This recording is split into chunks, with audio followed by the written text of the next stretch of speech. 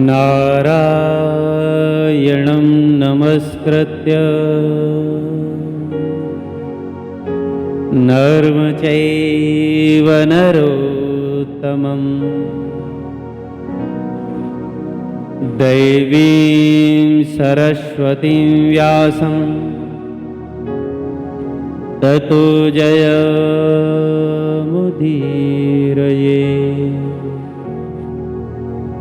नारायण। प्रातः स्मरणीय, अर्चनीय, वंदनीय परम पूज्यपाद अनंत विभूषित ममदेव श्री सद्गुरुदेव भगवान के उन दिव्य श्री चरण कमलों में हमारा बार बार साष्टांग दंडवत प्रणाम स्वीकार हो एवं सकल ब्रह्मांडों में जहां तहां विराजमान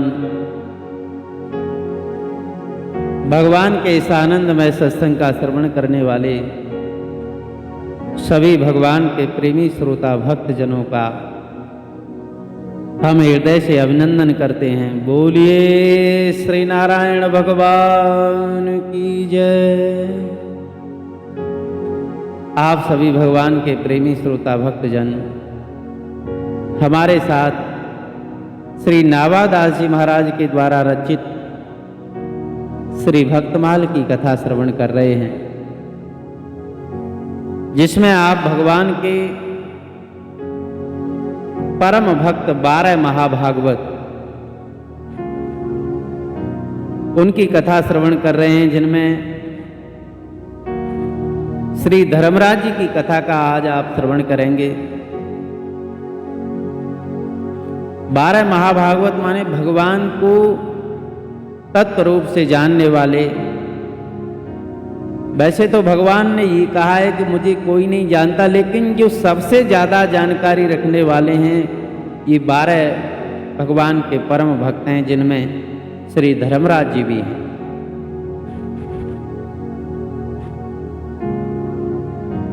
भगवान के परम प्रिय भक्त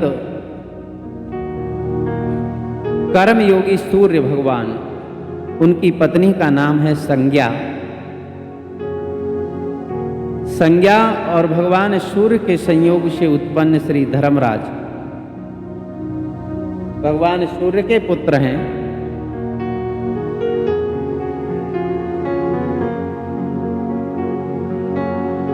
और शनिदेव, माता यमुना और श्री धर्मराज यानी जिनको यमराज भी कहते हैं, ये 2 भाई और 1 बहन है। ये भगवान के तीनों ही परम भक्त हैं। श्री धर्मराज जी तो महाभागवत हैं ही, श्री शनिदेव भी भगवान श्री कृष्ण के परम भक्त हैं। आज के समय में शनिदेव की बहुत पूजा हो रही है। कारण यही है कि लोग जो हैं अपने धर्म को छोड़ करके, अपने मार्ग को छोड़ करके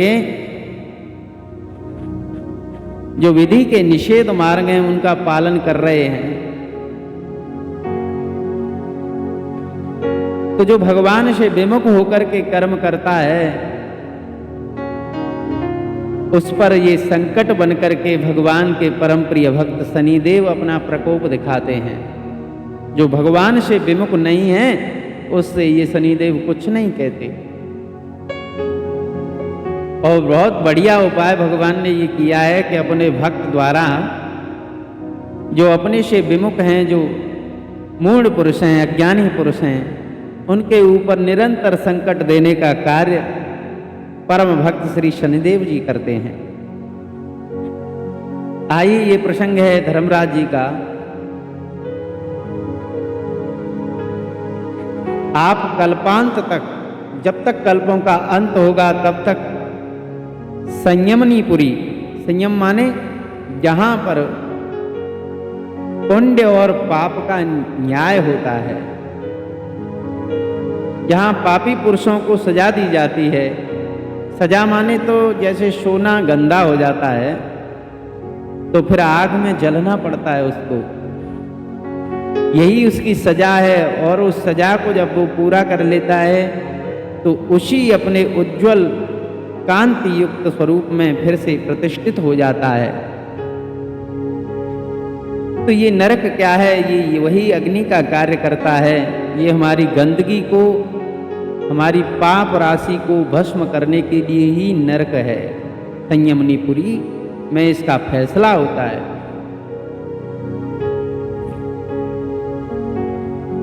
वहां जीवों को उनके कर्म के अनुसार शुभ और अशुभ फल का विधान श्री धर्मराज जी करते हैं। ये पुण्यात्मा लोगों को धर्मराज के रूप में मालूम पड़ते हैं और पापी पुरुषों को ये यमराज मालूम पड़ते हैं, भयंकर दिखाई देते हैं। ये तो भगवान की कृपा है कि जीवों को दंड देने का एक कार्यक्रम निश्चित करके उनको शुद्ध करके भगवत भजन के योग्य बनाने का कार्य है। श्रीमद् भागवत जी के 6वें स्कंद में जहां अजामिल को पापी समझ करके यमराज जी के दूत उनको लेने के लिए आए तो वहां अजामिल के पास में भगवान नारायण के पार्षद धर्मदूत पहुंच गए। ये धर्मराज और यमराज एक ही हैं, यही नारायण हैं।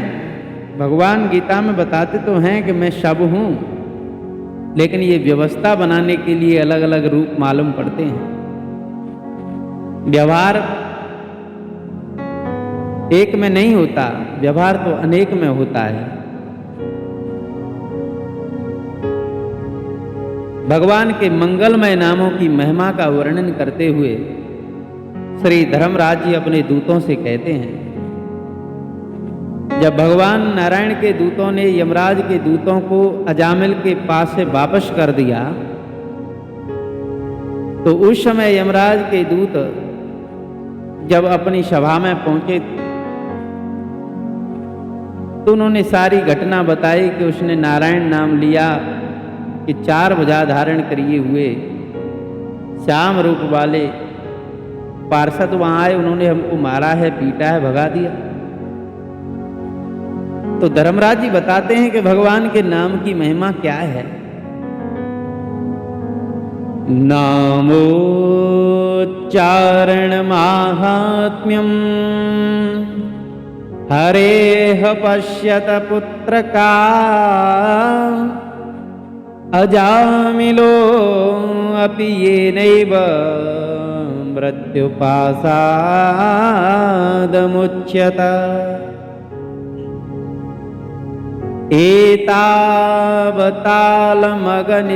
एतावतालमगनिर्हरणाय पुंसां संकीर्तनं भगवतो गुणकर्मनामाम्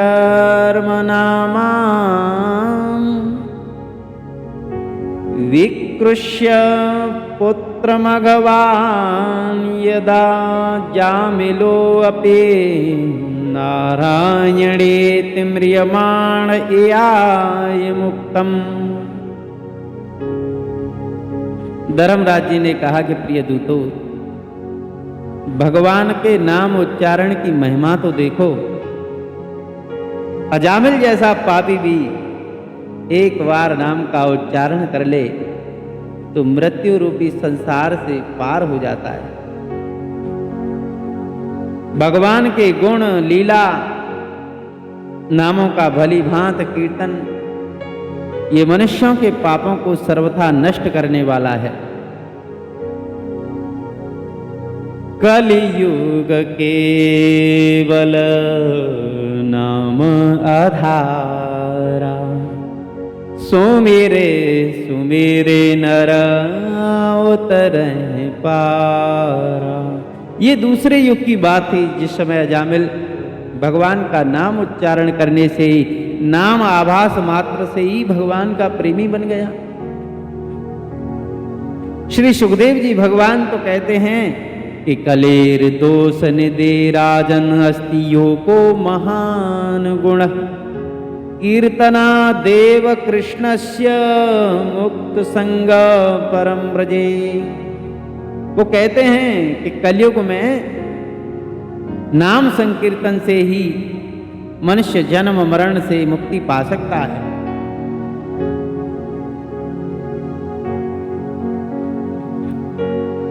ये नाम भगवान का ऐसा है, चाहे भाव से लो, चाहे कुभाव से लो, चाहे सकाम होकर के लो, चाहे निष्काम होकर के लो, चाहे अकाम होकर के लो, भाव कुभाव अनक आलस नाम जपत मंगल दिसदस। भगवान का नाम लेते ही दसों दिशाओं में मंगल हो जाता है।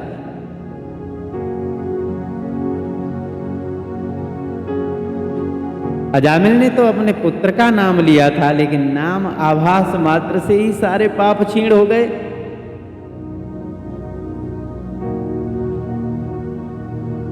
अर्थात जो समदर्शी साधु भगवान को ही अपना साध्य और साधन समझ करके उनके ऊपर निर्भर हैं।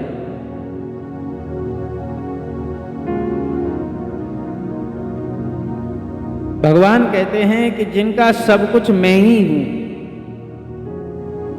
जो सब में मुझे ही दर्शन करते हैं, बड़े बड़े देवता और सिद्ध उनके पवित्र चरित्रों का प्रेम से गायन करते रहते हैं। धर्मराज कहते हैं कि तू तो भगवान की गदा उनकी हमेशा रक्षा करती है। जब दुर्वासा जी ने क्रोध करके भक्त अम्बरीश के ऊपर कृत्या को छोड़ा तो भगवान का चक्र आकर के उनकी रक्षा के लिए खड़ा हो गया। इसलिए जो भगवान का नाम लेते हैं, भगवान की कथा सुनते हैं, उनके पास तुम कभी भूल करके भी मत जाना, क्योंकि उनको दंड देने का सामर्थ्य न हम में है न साक्षात काल में ही है। वो तो भगवान की आत्मा है, भक्त भगवान की आत्मा है। जिध्यान वक्ति भगवत गुण नाम ध्येयम् चेतस्य न स्मरति तच्चरणारविन्दम् कृष्णाय नो नमति अच्छिर एकदापि तानानयध्वमसतो अकृतवेष्णुकृत्यान्।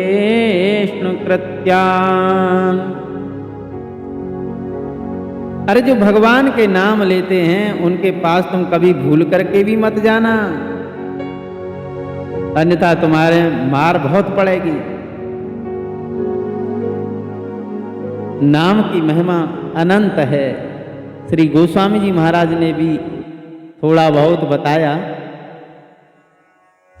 क्योंकि भगवान के नाम की, भगवान के रूप की, भगवान के लीला की, भगवान के धाम की अनंतता है। भगवान शिव जानते हैं उनके नाम की महिमा को। भगवान गणेश जी जानते हैं उनके नाम की महिमा को, जिनके नाम जप से ही वो सारे जगत में पूजनीय हो गए। हो को बड़ छोट कहत अपराधु, सोने गुण भेद समुझिए हूँ साधु। भगवान की लीला, भगवान का नाम, गुण, धाम, इसमें कौन बड़ा है कौन छोटा, ये कोई नहीं बता सकता। हो नाम जी हाँ जपी जागहि जोगी, विरति विरंच प्रपंच वियोगी। लोग बड़े बड़े साधन करते हैं, लेकिन छोटे से नाम को, जो सबका सार है, उसकी आकृति छोटी मालूम पड़ती है, उच्चारण छोटा मालूम पड़ता है, और हम अपनी छोटी बुद्धि के द्वारा उसको छोटा समझ लेते हैं। जीवन मुक्ति महामुनि जेहु, हो जीवन मुक्ति महामुनि जेहु। जो जीवन मुक्त हैं ऐसे महापुरुष भी हर गुण सुनहि निरंतर देहु। भगवान के अनंत नामों की लीला को निरंतर सुनते हैं। हो जपहि नाम जन आरत भारी, मिटई को संकट होए सुखारी। जाना चहि गूढ़ गति जेऊ। गूढ़ गति माने उस तत्व को जानना चाहते हैं, उस तत्व में स्थित होना चाहते हैं। नाम जिया जपे जाने होते हूँ। भगवान के नाम का जाप करके सब कुछ उनकी समझ में आ जाता है। जिस प्रपंच को हम छोड़ना चाहते हैं वही प्रपंच भगवान का स्वरूप मालूम पड़ने लगता है, अपना स्वरूप मालूम पड़ने लगता है। न फिर किसी से राग रहता है न द्वेष रहता है। हो सुख सनकाद से दे मुनि जोगी, हो सुख सनकाद से दे मुनि जोगी। नाम प्रसाद ब्रह्म सुख भोगी। श्री राम जय जय राम, श्री राम जय जय राम। रकारो अनल बीजम, अकारो भानु बीजम, मकारो चंद्र बीजम। अग्नि भगवान का मुख है यानी वाणी। ओम रम बीजम अग्नि रूप तन्मात्रम, जो हमारी बाकेंद्रिय है वो अग्नि की ही तन्मात्रा है, रूप तन्मात्रा है। अग्नि भगवान का मुख भी है, तो मुख से भगवान का नाम जपना चाहिए। अकारो भानु बीजम, भानु माने सूर्य। आकार जो है वो भगवान सूर्य का प्रतीक है। जो बुद्धि के देवता हैं, कर्म योगी हैं, जितना भी कर्म होता है उस सब कर्म योग के दाता भगवान सूर्य हैं। तो शरीर से होने वाला कर्म भी आकार भी है। मकारो चंद्र बीजम, मन ही चंद्रमा है। इन तीनों को मिलाकर के बनता है राम।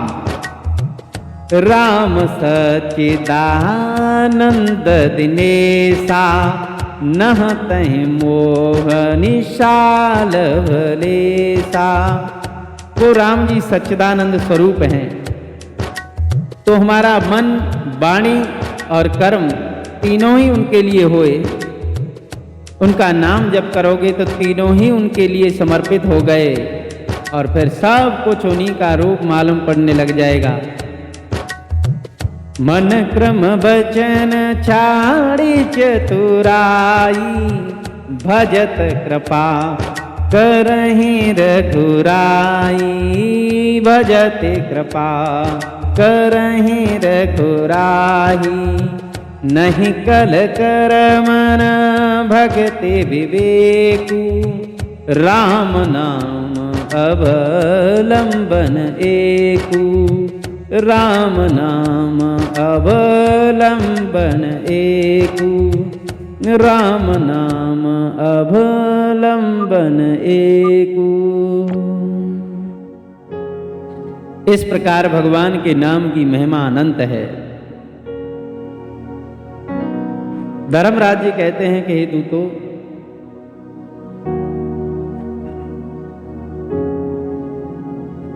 जिव्यान भक्ति भगवत गुण नाम ध्येयम। चेतस्य न स्मरति तच्चरणारविन्दम् कृष्णाय नो नमति यच्चिर एकदापि तानानयद्वमसतो अकृतवेष्णुकृत्या। जिन्हें हरि सुनी जिन्हें हरि कथा सुनी नहीं काना श्रवण रंद्रते अहि भवन समाना। जिन कानों ने भगवान की कथा नहीं सुनी वो तो सांप के बिल के समान है। जिस वाणी ने भगवान का नाम नहीं गाया वो तो मेंढक की वाणी के समान है, टर टर करती रहती है। तो जो भगवान के नाम गुणों का उच्चारण नहीं करती, जिनका चित्त भगवान के चरणार बिंदों का चिंतन नहीं करता, जिनका सिर एक बार भी भगवान के लिए नहीं झुकता है ना, ऐसे भगवान से विमुखों के पास में उन पापियों को तुम मेरे पास में लेकर के आना। और यही शनिदेव के लिए आज्ञा दी, जो भगवान से विमुख हैं उन्हीं को जाकर के तुम तंग करो। कठोपनिषद में उद्दालक मुनि के पुत्र नचिकेता और यमराज जी का संवाद मिलता है। श्री यमराज जी महाराज आत्म तत्व के संबंध में नचिकेता की जिज्ञासा का समाधान करते हुए कहते हैं कि नित्यो नित्यानां चेतनश्चेतनानामेको बहूनां यो विदधाति कामान् तमात्मसंस्थं ये अनुपश्यन्ति धीरा तेषां शान्तिः शाश्वती नेतरेषाम्। वो कहते हैं कि नचिकेता, जो नित्यों का भी नित्य है, जो चेतनों का भी चेतन है, अकेला ही इन अनेक जीवों की रचना कर देता है, सबकी कामनाओं का विधान करता है। उस अपने अंदर रहने वाले पुरुषोत्तम को तत्वज्ञानी निरंतर देखते रहते हैं। उन्हीं को सदा अटल रहने वाली शांति प्राप्त होती है, दूसरे को नहीं।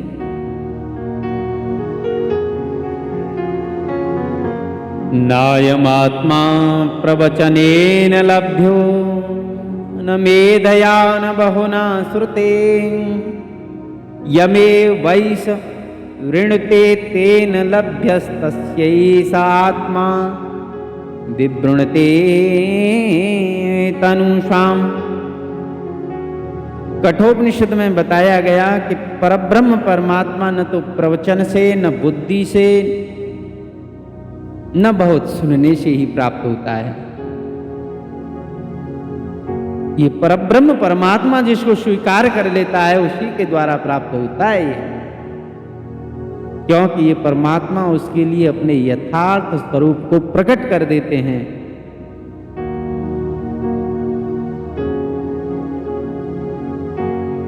अब बात बड़ी ऐसी ही है कि बोले फिर क्या किया जाए, तो इसका मतलब ये समझना है कि हमेशा हमको सुनने में ही रुचि नहीं रखनी है कि सुनते ही सुनते रहो, सुने हुए का मनन भी करना है, बुद्धि से विचार भी करना है। लेकिन अब बुद्धि से विचार ही नहीं करना रहना केवल, या मन से मनन ही करते नहीं रहना चाहिए। हमेशा एक परमत्व को कि हमेशा सुनते ही रहो, कि हमेशा विचार ही करते रहो, या हमेशा मनन ही करते रहो, इन सबका जो फल है श्रवण मनन निधिध्यासन। निधिध्यासन माने उस ब्रह्म स्थिति में स्थित होना है, उससे पहले जो कुछ भी है ये सब निधिध्यासन में स्थित होने के लिए है। इसलिए केवल इन्हीं से परमात्मा की प्राप्ति नहीं हो सकती, इनके द्वारा निरंतर जब हम अभ्यास करेंगे, श्रवण मनन का बुद्धि से विचार करेंगे तो फिर उसका सार ही निधिध्यासन बनेगा। तब जाकर के अपने यथार्थ स्वरूप में हम स्थित होते हैं। ये सब भगवान की अहित की कृपा से होता है। इसी के साथ 12 महाभागवतों की कथा आपने श्रवण की। इससे अगली कथा हम आपको अब भगवान के 16 पार्षदों के बारे में श्रवण कराएंगे। भक्त अजामिल की कथा भी इसी के अंतर्गत आ गई और धर्मराज की कथा भी इसी के अंतर्गत आ गई।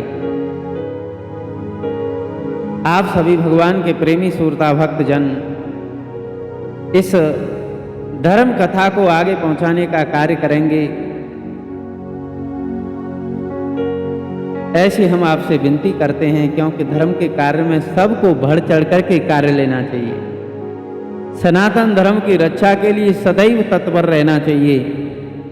बोलिए श्री सच्चिदानंद भगवान की जय।